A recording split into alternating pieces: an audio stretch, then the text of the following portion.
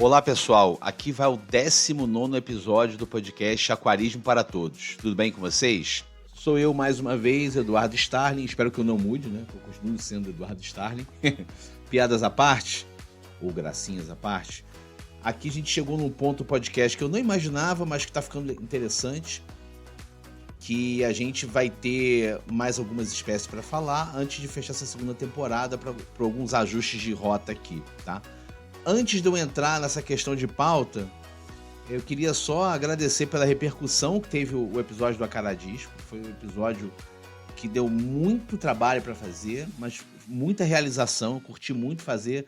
Também por estar vivendo intensamente a criação de Acaradisco, não criação como criador, mas como hobbyista, né, de Acaradisco. Então foi uma realização pessoal muito grande. E daí eu abri a guarda e falei, não, vamos fazer um episódio do tamanho que for. Então ficou um episódio de 1 hora, tudo bem.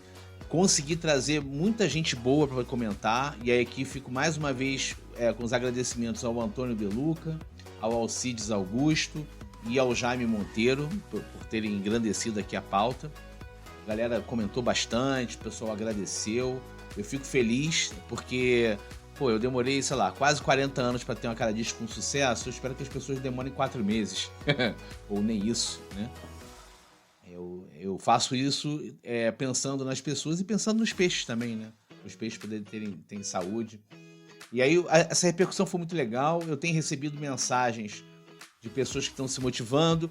Muito do caso que eu já falei, de pessoas que tiveram aquário na infância, morria tudo, não sabia por quê.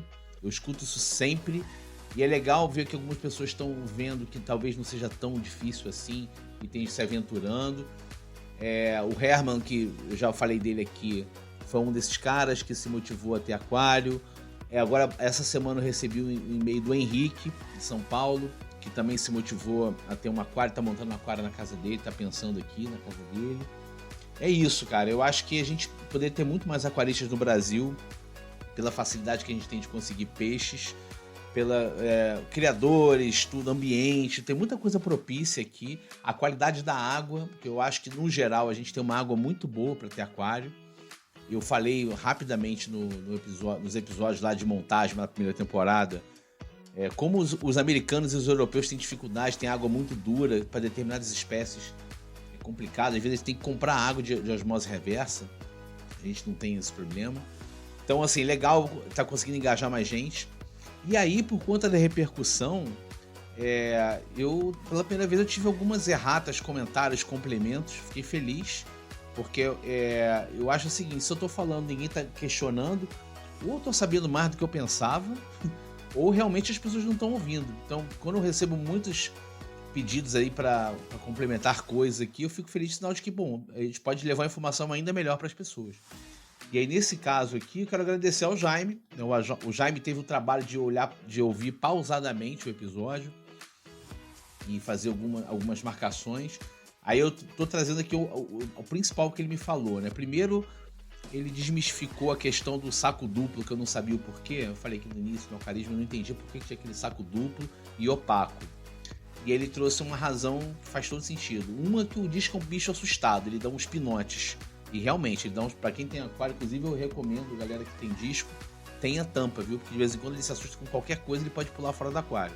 Eu já perdi um disco assim, quase um dos meus pulou e eu consegui achar ele no chão ainda vivo, ele tá vivo até hoje, tá? Então tem um tampa.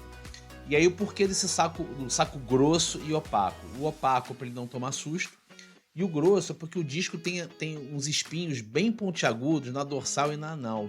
Se você olhar bem ele todo eriçado, você vê que tem aqueles espinhos. Se você usar um saco plástico normal nesses pinotes, ele pode furar o saco, como já aconteceu com muita gente. E é por isso que tem esse saco aí, tá? Uma outra correção, eu falei que eu dei a entender que bare bottom é só a caixa de vidro, e ele fez um complemento interessante. Bare bottom não é só a caixa de vidro, é não ter substrato. Você pode ter a caixa de vidro com decoração, com hardscape, né? Pode ter uns troncos, umas raízes e tal. Ele ainda é bare bottom por não ter substrato, tá? Aí foi legal esse complemento. E em algum momento, quando eu contei a minha história de eu finalmente querendo ter disco e eu conversando com o Vitor, eu posso ter dado a entender, ele entendeu assim, então realmente eu não expliquei direito, que eu trouxe à tona a regra de peixes por litro, tá? E eu mesmo já falei que não existe essa regra de peixes por litro, é um grande depende. Eu falei isso lá na primeira temporada, se alguém que escuta desde o início deve lembrar. Então, assim, realmente essa questão de peixe por litro é um grande depende do tamanho do aquário, o peixe que você vai ter, se ele é jovem, se ele é adulto, se a filtragem é adequada, é um grande depende. Mas usa-se essa argumentação de, por exemplo, 40 a 50 litros por peixe para disco, tá? Para tentar enfatizar o seguinte: você tem que ter espaço para ter um cardume no seu aquário, não para ter 1, 2 exemplares. 1, 2 exemplares se você for criador, se for separar um casal formado para reproduzir. Mas um aquário comunitário, você não vai fazer isso. Você tem que ter um aquário para comportar um cardume. Mas aí não existe uma regra mágica. Não, eu vou ter um aquário, eu vou multiplicar 50 por 6, então tem que ter 300 litros. Não existe. Até porque se fosse isso, eu, por exemplo, estava não conforme, tá? Não vou nem dizer aqui para não ser censurado. Mas é isso, tá? Só arredondando, é um grande depende. Só tem que ter um espaço adequado. É um peixe que defeca muito, come muito, defeca muito. Então você tem uma boa filtragem, daí que você tem que ter uma boa filtragem. Se não for uma boa filtragem, você tem que fazer troca todo dia, como alguns falaram aqui no próprio episódio, né? E você tem que observar, tá? E aí você chega no ideal. Eu brinco aqui, cara, que pra você começar a falar em tedista, tem que ter um aquário de pelo menos 200 litros e com uma boa filtragem, tá? Mas sem essa regrinha, já me obrigado por isso, tá? Esses foram os principais esclarecimentos. Ele falou uns outros pontos, depois ficou de passar outros, mas aí, enfim, tem um dia a dia bem puxado lá também. Aí, então, vamos para essa temporada agora, né? Como eu falei, eu tô quase terminando. Eu ia fazer um episódio sobre Paulistinha e depois encerrar a temporada, tá? Eu ia falar sobre Peixe Fundo, Paulistinha, e encerrar a temporada com um episódio de problemas, tá? Eu ainda vou ter esse episódio de problemas. Se você tá ouvindo agora, eu peço para colaborar com problemas que você já passaram, resolveu ou não resolveu. Eu quero casos, tá? Porque eu quero mostrar para as pessoas que todo aquarista tem problemas. Não é uma ciência assim muito exata. Assim como todo dono de cachorro tem um problema, tem que levar no veterinário. Assim, todo dono de pet, digamos assim, tem algum problema. Só que quando você vê vídeos de aquarismo, os vídeos passam muito a impressão do caminho feliz. O cara vai lá, monta um aquário, fica lindo, você não vê alga. Aí tem aquela filmagem em câmera lenta com aquela musiquinha calma no fundo, o peixinho nadando devagarzinho. É lindo, eu adoro. A Green Aqua que não me deixa mentir, eu adoro Green Aqua, por conta disso, lá da Hungria. Mas, cara, a gente tem problema, a gente monta um aquário, daqui a pouco a gente bobeia com alguma coisa, daqui a pouco tem alga pra caramba, você tem que tentar descobrir por que tem alga. Tá tudo bem, tudo ótimo, de repente morre um peixe, de repente some um peixe, de repente morreu, você não viu. Aí dá um pinote no nitrito e mata um outro, e você começa a procurar o problema qual é. Tem gente que começa a jogar veneno no aquário. Não, é uma doença que começa a pingar coisa no aquário. Então é sobre isso, tá? Então esse último episódio é sobre quando algo dá errado, tá? Então, quem tiver casos para compartilhar, manda para mim pelo WhatsApp. Tem o link aqui na descrição do episódio, tem o Linktree, você consegue chegar no nosso grupo de WhatsApp. Manda e-mail para mim, tem o link do Linktree também. Comenta, eu quero fazer um episódio bacana compartilhando casos de problemas aqui, ok?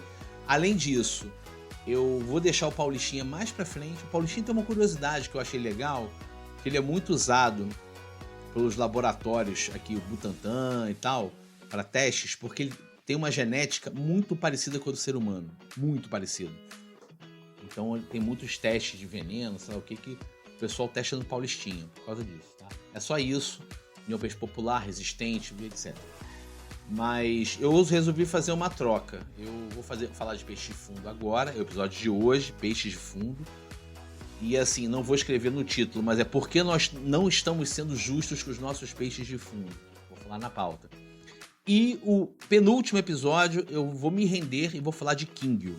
Por que eu vou me render? Eu já falei algumas vezes que eu não ia falar de Kingio, que eu não me entendia tanto assim de Kingio. Mas uma coisa que eu estava conversando num dos grupos de WhatsApp, é muito importante falar de Kingio. Que Kingio, com certeza, é o peixe que mais sofre na mão da inexperiência. porque ele é o peixe que está no imaginário popular das pessoas. O desenho animado mostrava o peixinho dourado no aquário redondo. E existe um porquê disso. É simplesmente o peixe criado há mais tempo pelo homem, tá? E assim, o Kingyo desculpa o spoiler, mas o Kingyo é um peixe que não existe na natureza. Ele já é uma seleção de milhares de anos, literalmente milhares de anos, né? A gente vai falar isso no episódio. Eu tô catando as fontes, tô deixando mais pra frente porque tem muita pesquisa em cima, mas tem histórias muito legais que eu já peneirei pra esse episódio. Mesmo não sendo um grande fã, eu acho legal, eu vou dizer também por que eu não sou tão fã assim, né? Mais pra frente. Eu já falei um pouquinho, né, de sujar o aquário grande, mas enfim, mais pra frente eu falo. Mas assim, eu resolvi me render. O próximo episódio, depois desse aqui, vai ser de Kingos, então aguarde. Se Deus quiser, 2 semanas depois desse, tá pingando um episódio de Kingos. Ok, gente? Bom, recados demais. Eu gastei 10 minutos só de recado, mas foi importante. Vamos para nossa pauta Peixes de Fundo.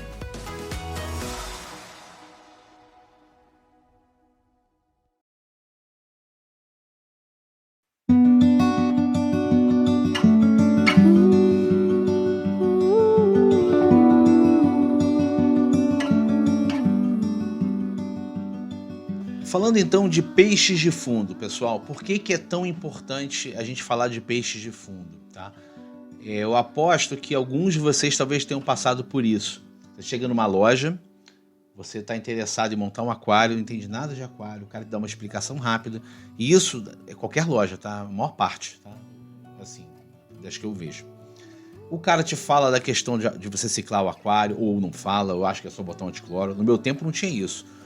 Quando eu fui montar o primeiro aquário, o cara simplesmente falou o seguinte, ó, coloca água, pinga esse negocinho aqui, espera 15 minutos e taca os peixes. Nesse nível. Mas enfim, hoje em dia não fazem mais isso, eu acho que não, tomara que não. Então aí vai lá, sugestão de peixes, as pessoas geralmente chegam, montam um aquário, ou esperam ciclar, enfim. E aí, em algum momento, você vê aquele peixinho ali e tal, diferente, e o cara fala o seguinte, pô, você não vai levar a turma da limpeza? E, cara, tem sites que falam turma da limpeza. Qual o problema de turma da limpeza? Porque existem os peixes, que são os peixes de fundo, que eles são vendidos, anunciados, propagandeados como lixeiros do aquário. Eu já vi isso até em site, lixeiros do aquário. E o que isso leva as pessoas a entenderem? Que não, beleza, eu não preciso limpar o aquário, eu vou aqui botar entre aspas, mas eu já ouvi isso. Não preciso limpar o aquário porque eu tenho a turma da limpeza. O que isso significa? Aquele peixe esquisito que parece um sapo, leia-se um cascudo, ele vai comer o cocô dos outros peixes. Eu não preciso sifonar. Para que trocar água, fazer troca de água, sifonar? Não. Aquele peixe ele vai dar conta. Então o cara acha que aquele sistema fechado dele realmente ele é autossustentável. Então, é um ecossistema.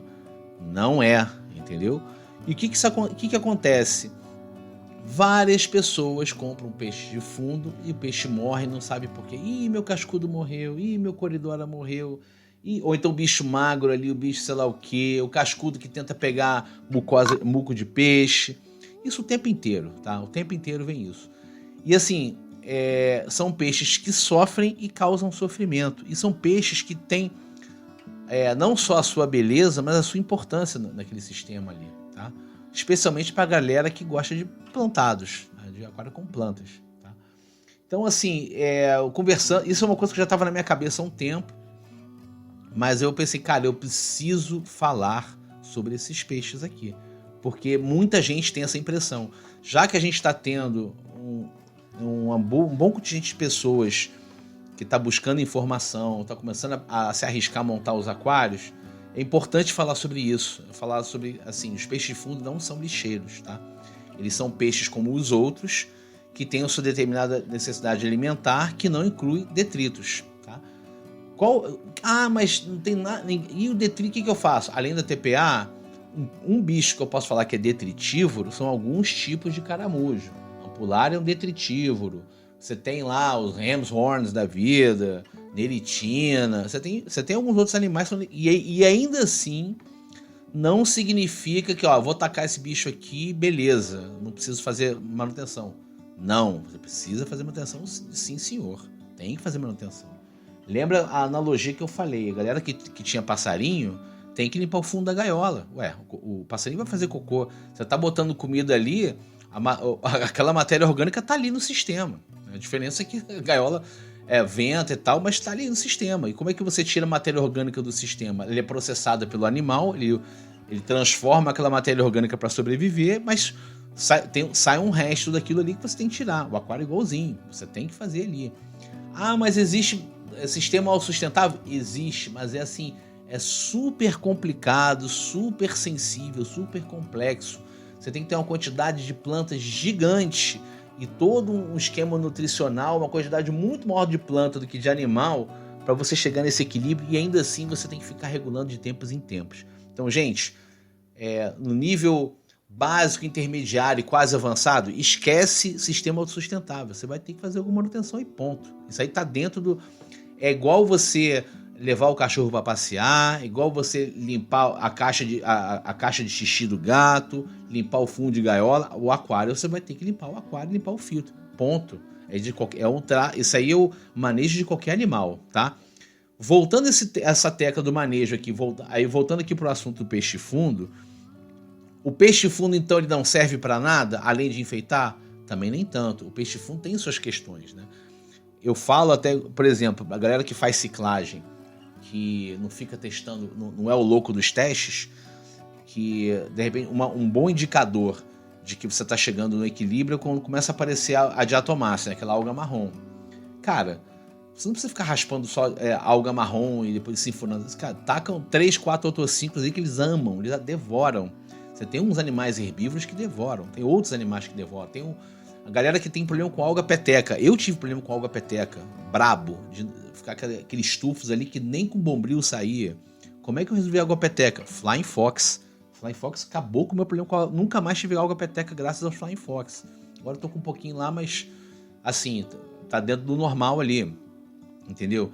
Então, assim, você tem algumas funções ali, o cascudo também, você tem alguma função ali, tá?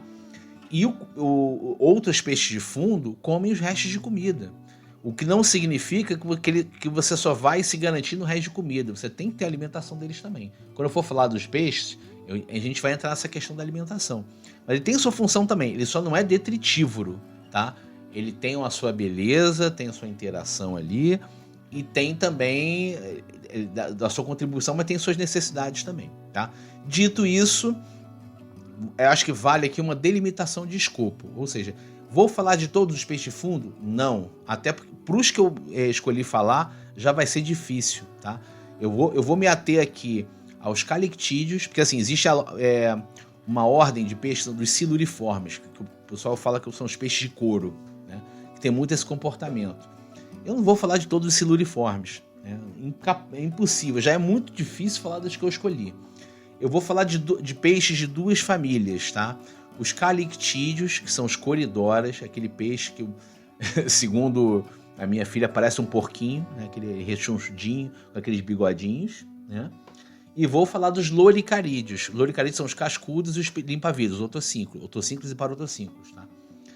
Então, o que fica de fora aqui? Não vou falar de Flying Fox, não vou falar de comedor de algas semês, não vou falar de cobrinha cule, embora eu adore cobrinha cule, não vou falar de dojo, que é uma outra cobrinha dessa que eu quando era mais novo, eu adorava, já não gosto nem tanto hoje em dia. Não vou falar de botia, lábio é outro papo, tá? Mas botia que tem uma carinha de peixe fundo, também não vou falar de botia. Todos eles são peixes que habitam ali o fundo e têm um comportamento parecido. Vou falar dos mais populares, que são os coridores e os cascudos e otossínclos, que tem essa fama de lixeiros, de turma da limpeza, que eu acho que é importante, e são mais acessíveis também em termos de preço. Talvez não tanto os cascudos, né? Tem uns cascudos aí que são mais carinhos aí e tal, né? Mas assim, ainda assim, é um recorte complicado. Vocês vão entender agora quando eu entrar.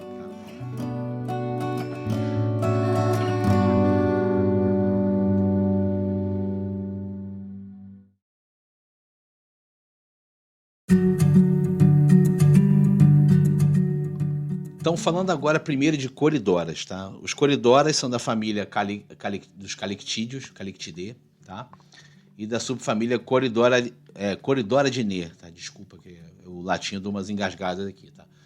Então ele tem um grupo de espécies, basicamente de fundo. São espécies que vivem basicamente aqui na América Central e América do Sul, em água ácida e leve, e mole, água mole e ácida. Então, de onde vem esse nome coridora? Tá? Vem do grego core, que é de capacete, e dora, que são pele, por conta da pele dele ser uma pele meio de placas. Especialmente a primeira espécie que foi descoberta, que é de 1803, tá? Se não me engano... exatamente, é de 1803, primeira espécie de coridora. Coridora geoffroy. Geoffroy deve provavelmente alguma alusão ao cara que descobriu essa primeira espécie, tá?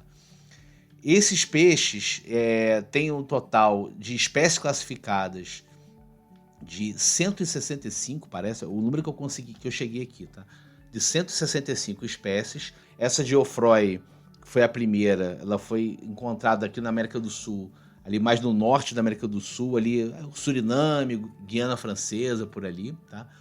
Agora, além dessas 160 e tantas espécies, existem outras centenas de espécies que não foram classificadas ainda. Muita espécie não classificada. Além desse... Corydoras é um gênero, né? Então tem as Corydoras e o nome e a espécie. Além disso, tinha um gênero que era o Brochis, que era uma coridora maior. O mais conhecido é o Brochis splendens. Só que eles foram reclassificados, agora são coridoras também. E tinha um terceiro gênero que eu não estou lembrando agora, tá? Mas, assim, nessa minha pesquisa, eu até cheguei nesse outro gênero. Agora, tudo é coridoras. Então, só tem esse gênero. Acho que tem... não, eu acabei de achar que tinha... gastrodermos, oprizoma, microcoridoras, agora é tudo coridora, tá? E eles foram sendo encontrados no século XIX e também no século XX, até hoje encontram espécies que não estão para classificação. Aí tem toda uma regra para você classificar de tantos raios, eu acho que isso não vem ao caso aqui. O que vale falar, né? São espécies pequenas ali, quando eu digo pequenas ali, o tamanho padrão ali é entre 2 centímetros, entre 2 e 5 centímetros, mas tem umas espécies maiores. Então, por exemplo, o Brochis chega até 10 centímetros, ele fica grandão, tá? A expectativa de vida dele na natureza é de 5 a 7 anos, mas em aquário ele pode durar até 20 anos, tá? Bem cuidado no aquário, até 20 anos. Eu, por exemplo, esse meu aquário atual, ele tá com 4 anos... Não, meu aquário atual vai fazer 3 anos, tá? E tinha um anterior que durou 1 ano e meio, ou seja, daqui a pouco eu fui herdando peixe. Eu tenho coridoras aqui desde o aquário anterior a esse, que já estão quase 5 anos comigo, tá? Eu praticamente não perdi coridora desde que eu montei o aquário de 2019. Então, você vê que ele bem cuidado, ele vive bem aqui no aquário, tá?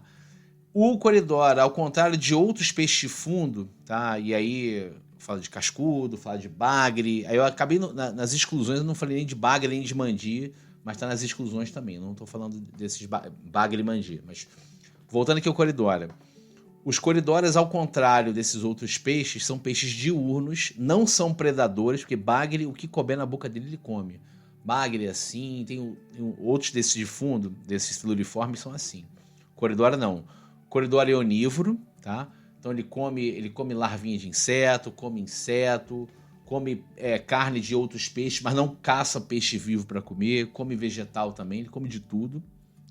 Tem hábito diurno, e esse hábito diurno vai até ali o crepúsculo, até o nascer, o pôr do sol, e aí você vai ver no aquário que ele ainda tem um pouco de agitação, um pouco depois que você desliga a luz, mas depois ele fica quieto, e de noite eles se escondem, eles arranjam um cantinho e dormem.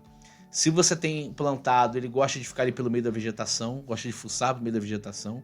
Para mim é ótimo, porque aqui no meio das plantas do meu cai resto de comida, eles vão lá catar. Infelizmente não catam todas as bolinhas de ração que caem, mas é um peixe que tem essa característica.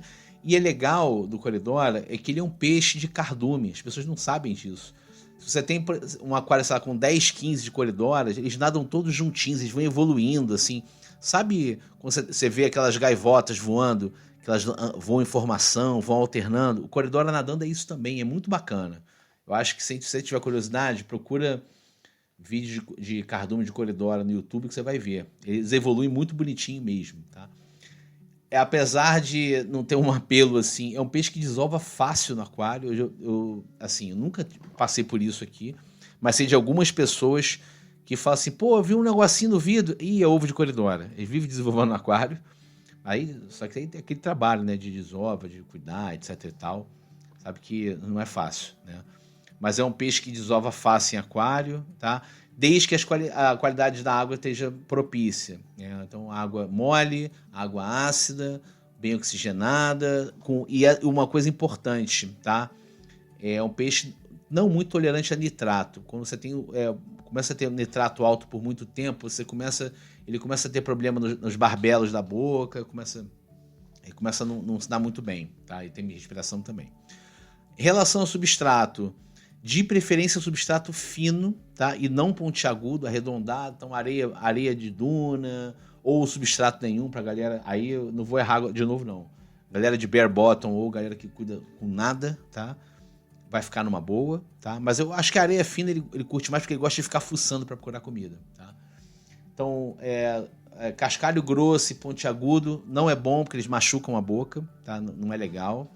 Eles vivem bem assim no cascalho fininho, né?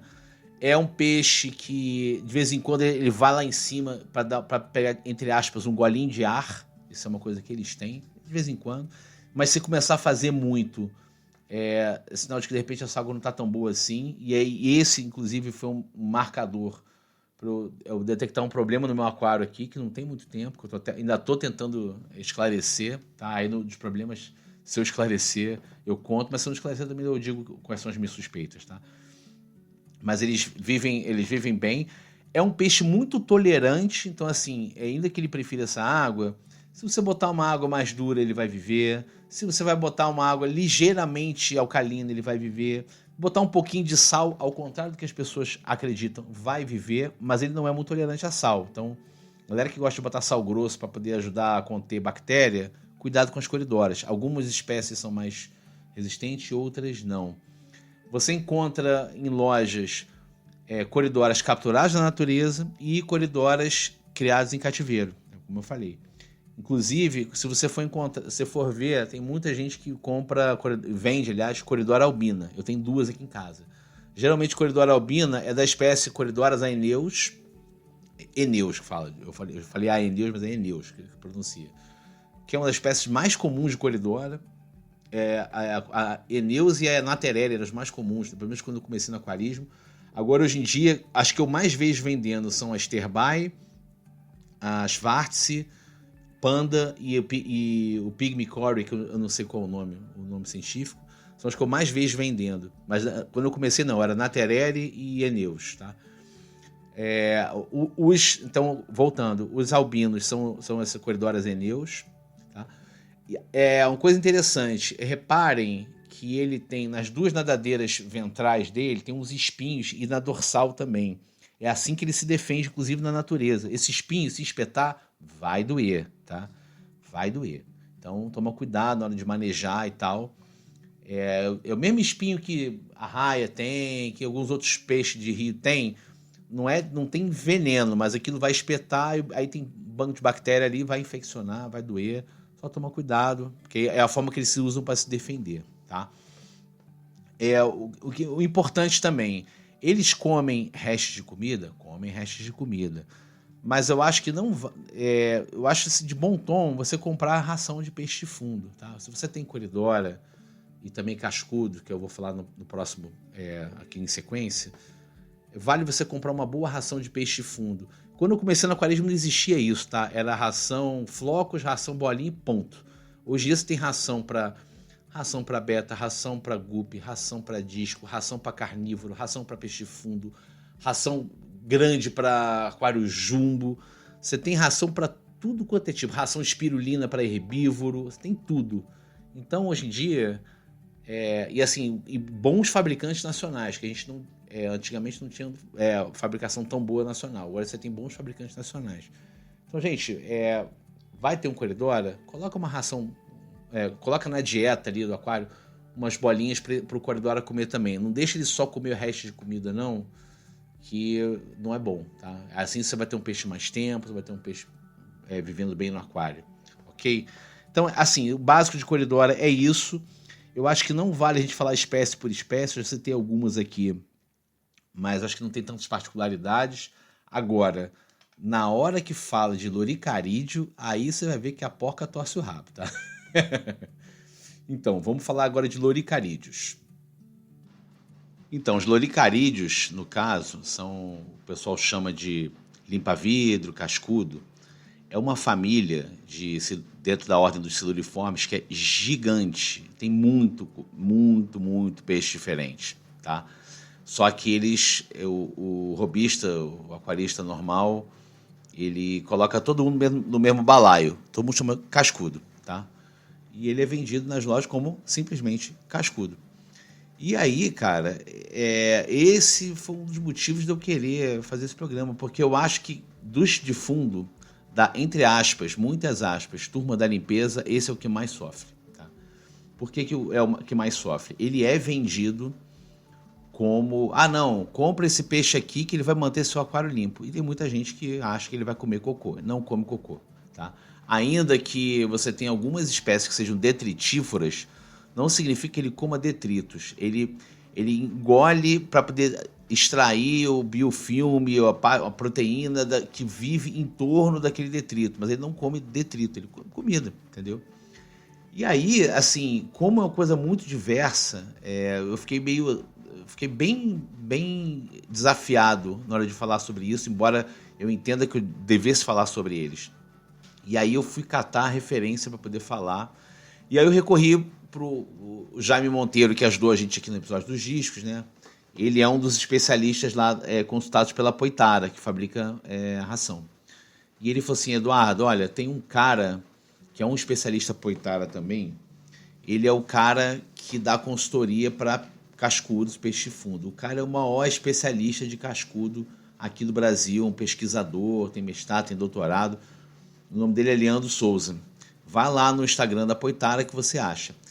E, gente, assim, ele fez um vídeo, Pergunte ao Especialista, que é uma aula de loricarídeo. Foi uma coisa incrível, tá? E aí eu confesso aqui que eu gravei esse podcast baseado no perguntas e respostas do Leandro. O Leandro dá um show lá, né? Eu vou botar aqui no episódio o link para esse Pergunte ao Especialista e o link para o Instagram dele. Ele é pesquisador lá da Federal do Pará. Se não me engano, ele fica em Altamira. E o campo de pesquisa dele atual é o cascudo zebra, o Ipancistros zebra. Inclusive é um peixe ameaçado. E, inclusive, a pesquisa dele, se não me engano, é de reprodução do Ipancistros zebra em cativeiro. E parece que lá no exterior o pessoal já reproduz ele em cativeiro. Ele já foi muito contrabandeado, mas agora lá fora o pessoal cria de verdade. Mas, enfim, eu fui pegar aqui o perguntas e respostas dele e tudo o que eu queria falar, e mais um pouco, literalmente mais um pouco, tá nesse vídeo dele. E aí, assim, eu não vou fazer o Ctrl-C, Ctrl-V, adoraria, mas, assim, pegando aqui dentro do que a gente está acostumado aqui no podcast, eu vou fazer um resumo aqui do que eu pesquei do vídeo dele. Para isso de conversa, existem literalmente mais de 1.000 espécies catalogadas de cascudo, porque tem muitas espécies ainda sendo catalogadas. O vídeo dele é de agosto de 2021, e naquele momento tinham 1.020 espécies catalogadas. E aí é tanta espécie que você repara quando você for pesquisar sobre cascudo. E também quando você vai em algumas lojas, tem um código L e um número, que é justamente para numerar essas espécies todas. E você vê cascudos muito parecidos, que são espécies um pouco diferentes. Então você vê muito pelos números. Tanto que eu estava vendo o Instagram dele essa semana, ele foi para um congresso sobre loricarídeo na Alemanha, se não me engano. E o nome do congresso é L-Number, porque é como eles são conhecidos. É sempre L e um número, né? E ele até fala aqui, ele vai contando o histórico, né, de quando o cascudo foi descoberto, aquela coisa toda. tem espécie, aí espécie desde o final do século XIX, do século XX, se não me engano, o primeiro... Eu acho que o primeiro foi o Plecóstomos, né? Que era considerado o cascudo normal. Eu não sei exatamente agora o nome que tem, tá? Eu conheci como cascudo comum, era um cinza meio sem graça, que ficava gigante, né? E quando criança eu via, eu tinha até medo do peixe, parecia um sapo, aquela boca esquisita assim. Mas tinha pouco, né? Mas parece que lá na Europa e Estados Unidos rolou uma plecofever, uma febre de plecos, porque pleco de Plecóstomos, né? Uma febre, uma grande mania de criação desses cascudos na década de 80, porque os cascudos amazônicos de diversas cores, formatos, tamanhos diferentes começaram a chegar lá via exportação. E aí virou moda lá. E aí começou a ter de várias cores. Mas aqui só tinha os comuns, basicamente. Eu só comecei a ver esses cascudos mais diferentes uns 10 anos para cá, aqui nas lojas de aquário. E é engraçado você ver justamente tem um nome fantasia, ou sei lá, o nome vulgar dele, e o L do lado. Um cara que faz muito isso é o Vitor Hugo da Mundo dos Discos. Você repara, quem for lá no Instagram dele, que ele anuncia os peixes que chegaram, ou que for na loja, você vai ver que tem um número, cascudo pão, cascudo abacaxi. O abacaxi que é o cascudo comum. Sempre ele dá um nome e dá o L do lado. E aí tem assim os famosos, tem o L333, que é um tipo de ancisto, L033, L182, L185. É uma loucura. Eu recomendo, quem gostar, gravar o L do cascudo que você tiver, tá? Basicamente, os cascudos, eles só ocorrem na América do Sul e na América Central, tá? Ele é um peixe que, segundo o Leandro, é neotropical, na região neotropical. Só que ele já tem vários outros lugares no mundo introduzido pelo homem. O homem solta, faz, acontece, e aí já se estabelece em vários lugares, inclusive na Flórida. O pessoal pescou um gigante que foi introduzido lá, que se encontrou ambiente e tal, e foi. Em relação à alimentação, ao contrário do que todo mundo acredita, ele não come detrito. Ele tem cascudo dos mais variados tipos de alimentação. E aí, por conta disso, você tem que dar a maior opção possível de alimento para eles. Assim como eu falei dos coridoras, não é para você dar os restos, achar que ele vai se vingar só com os restos da comida do comunitário. Até porque, dependendo do comunitário que você tiver, não vai sobrar nada, né? Aqui em casa, por exemplo, com os discos, o que cai no fundo eles vão lá catar. E às vezes, quando eu dou ração para peixe de fundo, eles vão catar dos peixes de fundo. Eu tive problema de constipação com 3 discos aqui, porque eles foram comer ração que não era deles e ficaram com a barriga inchada, tá? Então, vale você investir. E aí, você tem vários tipos de rações no mercado.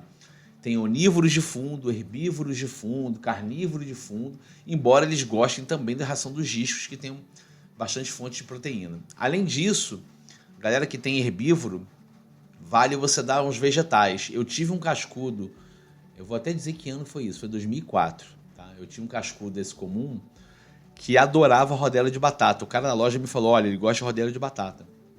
Eu botava uma rodela de batata no fundo do aquário, na hora de desligar a luz, de manhã eu só via a casquinha da batata. E claro, fica uma sujeira, sobra, então vale você tomar cuidado para não ter coisa que depois dê amônia, desbalanceie seu aquário. Inclusive o Leandro fala isso no vídeo dele, fala assim, olha, quando for dar esses vegetais assim, dá um dia antes da TPA para garantir que você vai tirar tudo, né? E aí, assim, na natureza ele come de tudo, mas tem algumas espécies que são onívoras, como o quipintai, come proteína, come tudo. Tem espécies herbívoras e algívoras, tá? Tem espécies, por exemplo, o Otocinclus, né, o limpa-vidro comum, e o Parotocinclus, que é um pouquinho diferente, mas é ali parecido também, eles são essencialmente herbívoros, mas eles também precisam de alguma coisa de origem animal. Ele não adianta que ele não sobrevive só comendo alga, né? Ele tem que ter alguma ração, algum complemento para ele poder viver bem. Eu já tive Otocinclus aqui que viveu 2, 3 anos aqui nesse esquema. Tinha sempre alga para ele comer e tinha também proteína por conta de comida que eu botava para eles ali. E tem alguns cascudos que comem tronco, tá? Ele até falou qual que era a espécie, agora eu não me lembro, aí vocês vão ver no vídeo dele. Tem espécie que gosta de comer tronco, ele fica mastigando, eu acho que é o panaque que ele falou. Ele fica comendo tronco, só que obviamente ele não digere aquilo. Por que ele come tronco? Porque ele se alimenta das bactérias que vivem dentro dos poros do tronco. Então ele come o tronco, mas digere aquela bactéria. Então ele fica ali comendo aquela coisa toda e tal. Então tem isso daí também. E tem alguns cascudos que são carnívoros. Inclusive o zebra é um cascudo carnívoro. O que não significa que ele vai ser uma praga no seu aquário. Se você alimentar ele direito, ele vai ficar na dele. Agora, se você não der comida, ele vai atacar os peixes. Inclusive tem muito criador de disco que não coloca cascudo, porque tem história de cascudo que vai lá comer o muco dos discos. Já vi vídeos disso, isso é real. Ele sempre faz isso? Não. Ele faz se ele não estiver bem alimentado. Aí ele vai entender que o disco é uma fonte de comida para ele. Tá? Então a questão é, alimentem seus cascudos. Tá?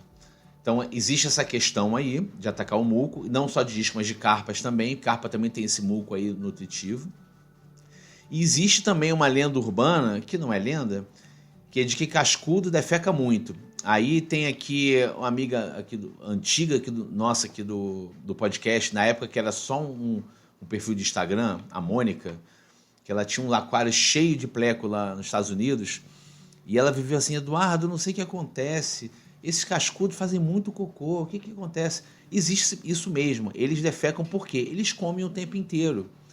E esses mais essencialmente herbívoros, eles comem, mas pouco do que eles comem eles se aproveitam.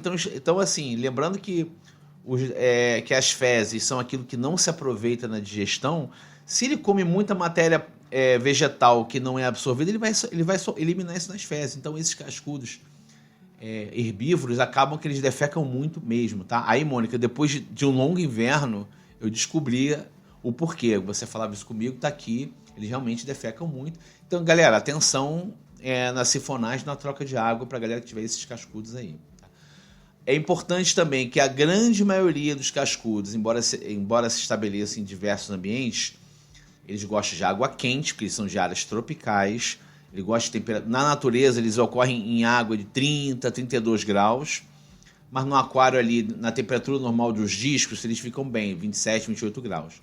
Mas, acima de tudo, eles são muito sensíveis à baixa oxigenação e eles gostam de correnteza. Então, existe muito caso, galera que compra pepita de ouro lindo, super bonito e morre, é porque você tem área estagnada, ele vai se esconder, a água não circula, não oxigena bem, ele morre. Eu já tive isso aqui, eu demorei muito para descobrir por que ele estava morrendo.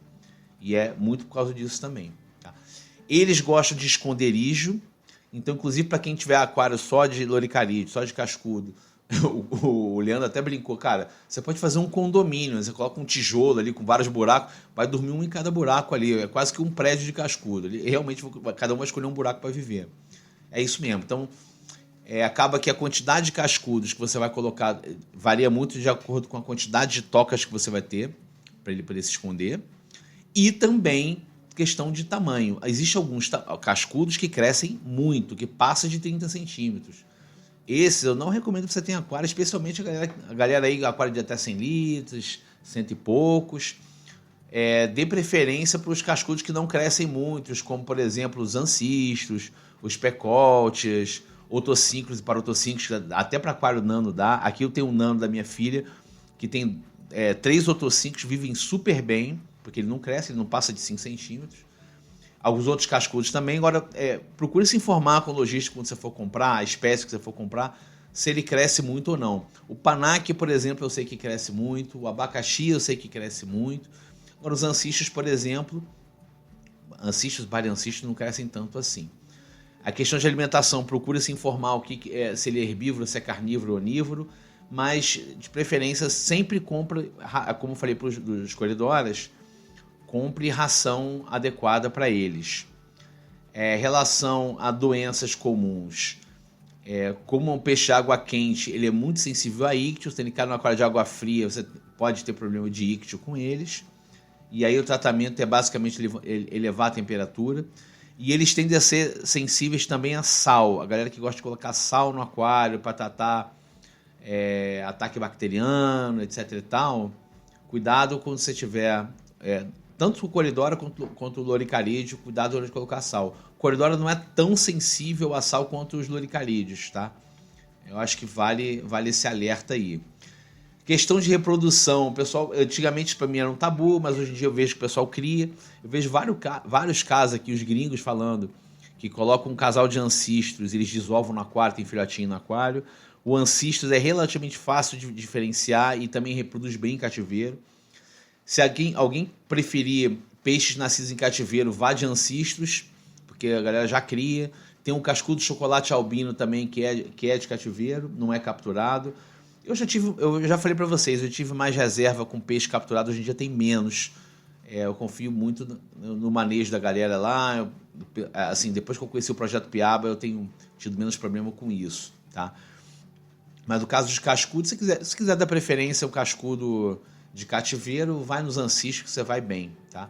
Fora isso, entre eles costumam ser territorialistas, eles brigam entre eles, e tem aqueles espinhos lá na ladeira da ventral e na dorsal também, que rola uma porradaria entre eles ali. E como é que você safa disso? Arranjando esconderijo para todo mundo. Aí você não tem problema quanto a isso.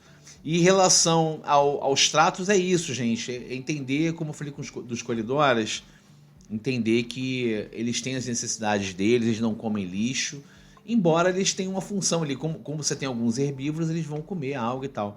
Mas tem peixes que eu não falei aqui que também são úteis para isso. Aí tem os comedor de alga siamês, comedor de alga chinês, flying fox, que não estão no escopo disso aqui, que o meu escopo aqui era safar a barra dos, entre aspas, turma da limpeza.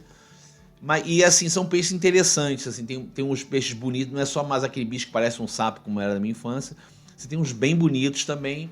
Você tem um aquário bem estabilizado, com correnteza, com boa temperatura, você consegue criar eles tranquilamente em casa.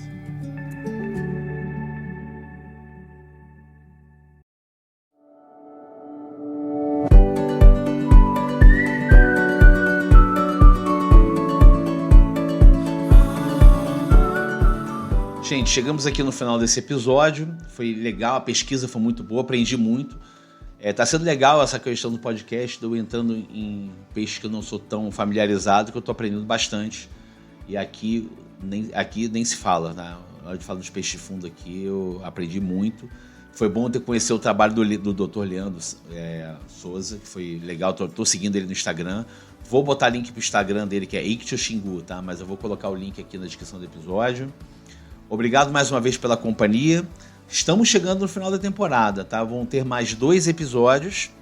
Um episódio que eu jurei que eu não ia fazer e agora estou pagando com a língua, vai ser sobre Kingios. Próximo episódio é sobre Kingios.